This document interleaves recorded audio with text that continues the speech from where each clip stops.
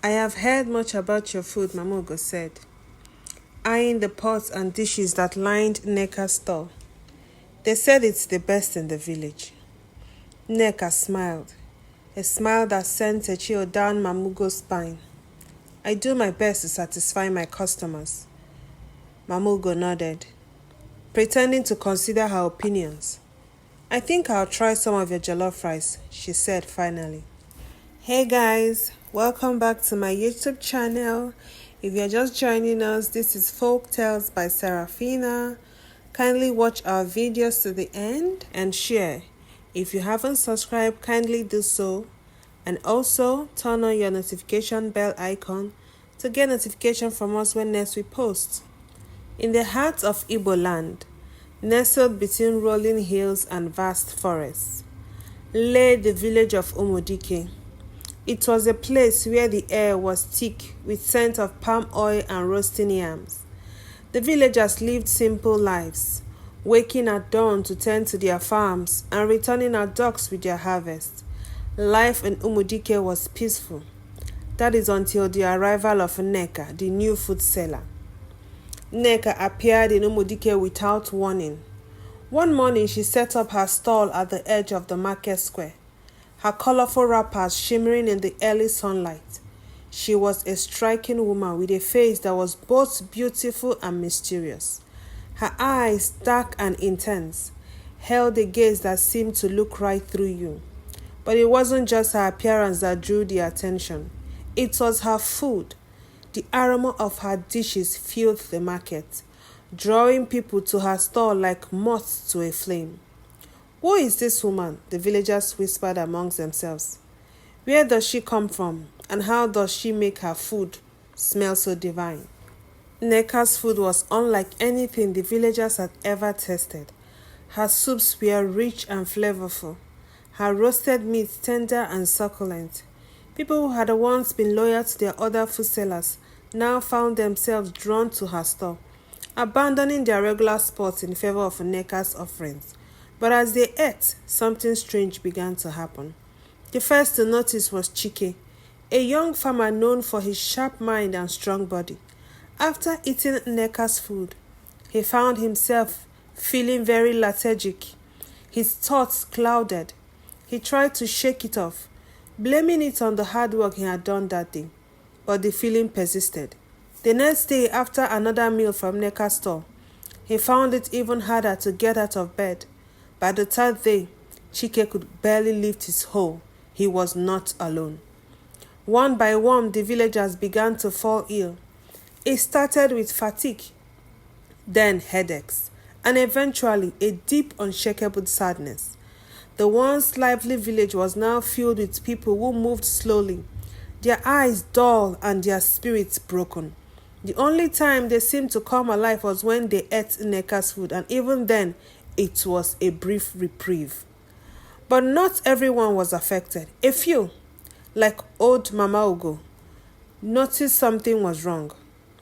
This is not natural, she muttered to herself as she watched the once strong young men of the village stumble about like the old men.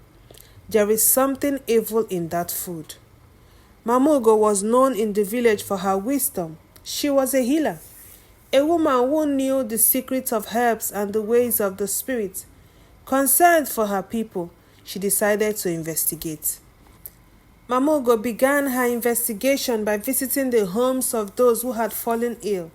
She observed their symptoms, questioned them about what they had eaten, and listened to their stories. The common factor in every case was Nneka's food.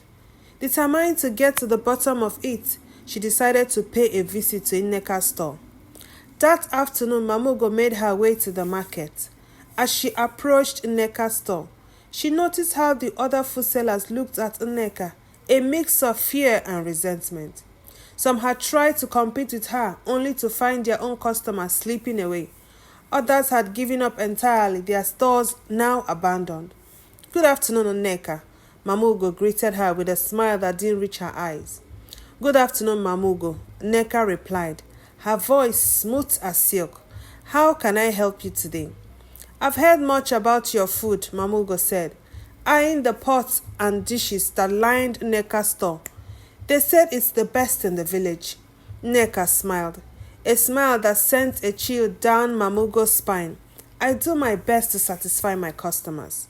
Mamugo nodded, pretending to consider her opinions. I think I'll try some of your jollof rice, she said finally. Nneka dished out a generous portion, and Mamugo took it without a word. She found a quiet spot at the edge of the market and sat down to eat. But instead of taking a bite, she quietly pulled out a small pouch from her wrapper. From it, she sprinkled a few grains of special herbs into the food.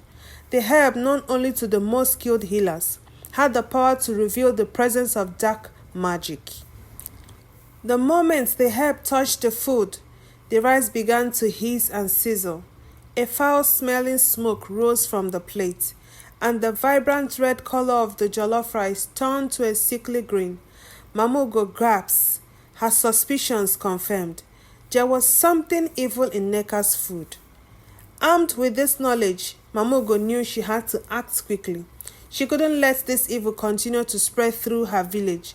That evening, she gathered a small group of trusted villagers, including Chike and a few others, who had managed to resist the food's effects. We have been deceived, Mamugo began, her voice trembling with anger. Nneka is not just a food seller, she is a witch, and she is using dark magic to poison us. The villagers gasped, but they trusted Mamugo. She had never led them astray before.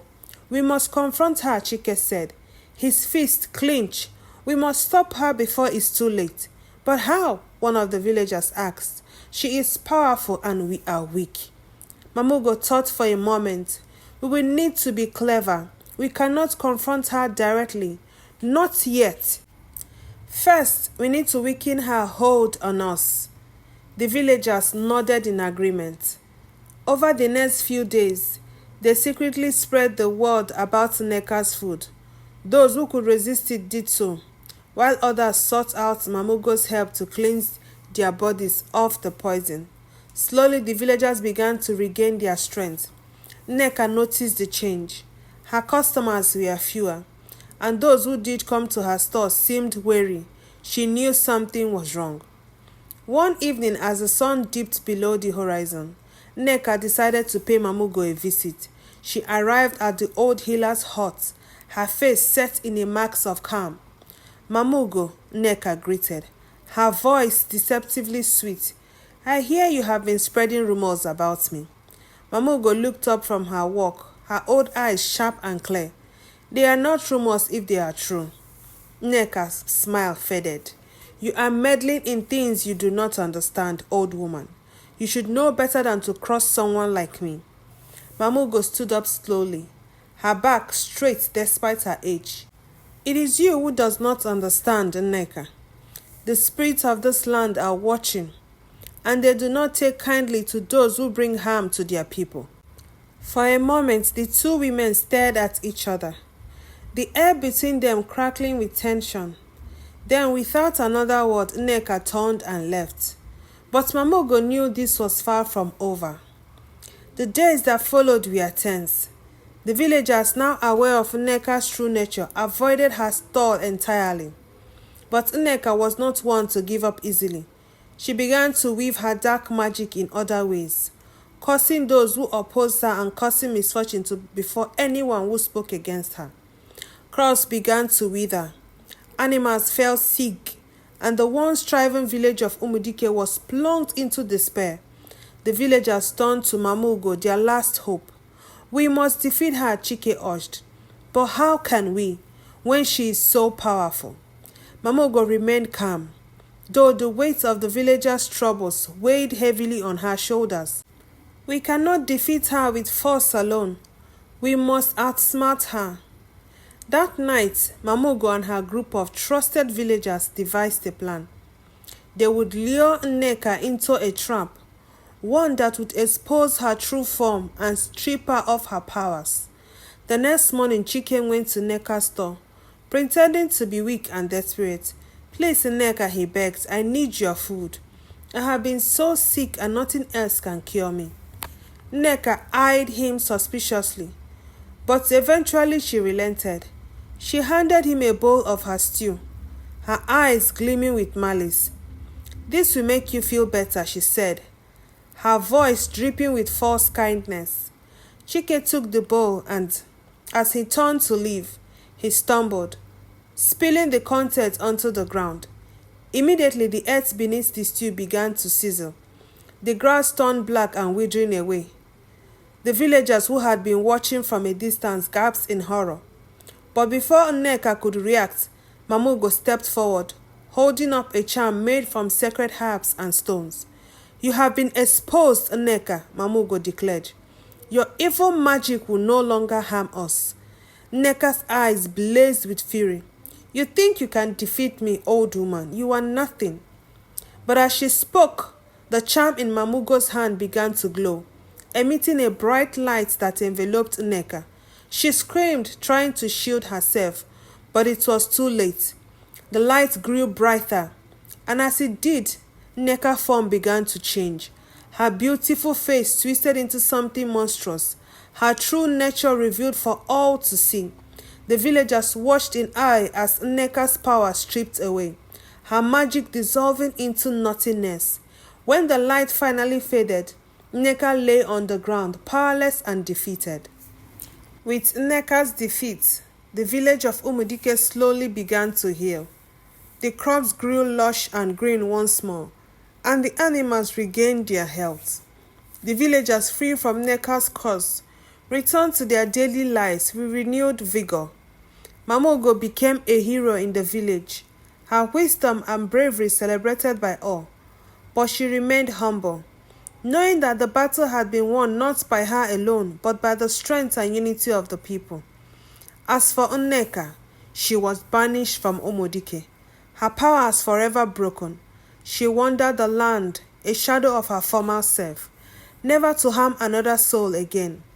The story of the evil food seller became a cautionary tale, passed down through generations, a reminder of the dangers of greed and the power of community. And in the heart of Umudike, life continued, the village thriving under the watchful eyes of its ancestors, who had once again protected their people from harm. Years passed and the story of the evil food seller became part of the village folklore. Mamugo lived to ripe old age, her wisdom sought by people far and wide.